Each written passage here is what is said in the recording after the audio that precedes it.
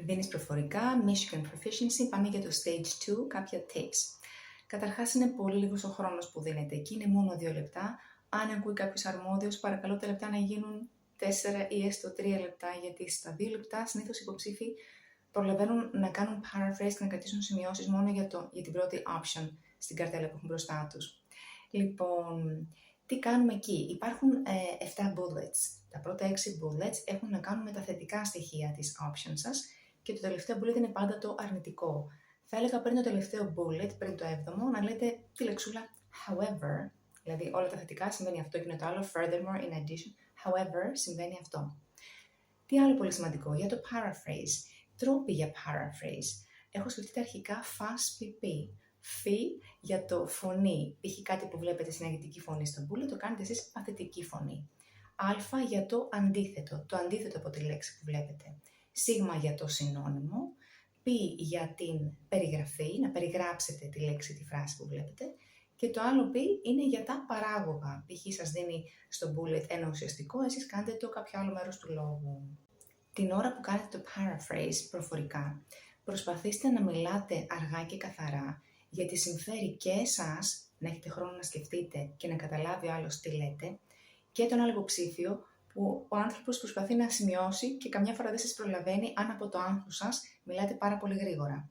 Σε περίπτωση που σε κάποια από τα bullets έχετε άγνωστη λέξη ή φράση, στην ανάγκη θα το πείτε ακριβώς όπως είναι. Θα βάλετε φυσικά κάποια άρθρα αν λείπουν ώστε να ακούγεται φυσικό στα αγγλικά.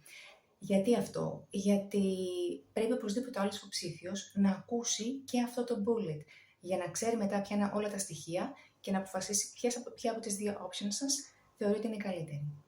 Επειδή τα bullets με τα θετικά στοιχεία είναι 6 και το 7ο είναι το αρνητικό, δεν θα ακούγεται πάρα πολύ ωραίο και φυσικό να χρησιμοποιήσετε 6 φορές λέξη. First of all, furthermore, moreover, in addition, additionally, και θα σας αγχώσει και μπορεί να μην θυμάστε τι είπατε πριν ώστε να μην το ξαναπείτε. Είπα in addition, να πω τώρα also, είπα furthermore, να πω τώρα moreover. Οπότε θα έλεγα, αν μπορείτε, μέσα στα 2 λεπτά που σας δίνουν, να συνδέσετε κάποια bullets μεταξύ τους, κάποια που να συνδέονται νοηματικά. Π.χ. να κάνετε μια σημείωση ότι το δεύτερο με το τέταρτο ταιριάζουν και μπορείτε να πείτε furthermore, μπιριμπίρι and μπιριμπίρι. Μπιριμπίρι καταλαβαίνετε έτσι. Αφού ο άλλος υποψήφιος κάνει paraphrase στις δικές του δύο options και εσείς κρατάτε σημειώσεις εκείνη την ώρα, πρέπει με το που τελειώσει να πείτε ποια από τις δύο options που είπε σας ακούγεται ότι είναι η καλύτερη επιλογή, η καλύτερη. Εκεί, αν δεν έχετε προλάβει να σκεφτείτε, πείτε στην τύχη. Γιατί και οι 4 options, και οι δύο δικές σας και οι δύο του άλλου, έχουν οπωσδήποτε πολλά θετικά και ένα αρνητικό, δηλαδή είναι περίπου ίσες όσον αφορά στο κομμάτι του ποια είναι η καλύτερη. Οπότε στην ανάγκη πείτε στην τύχη μία από τις δύο. Αυτό το stage είναι πολύ απαιτητικό κατά τη γνώμη μου.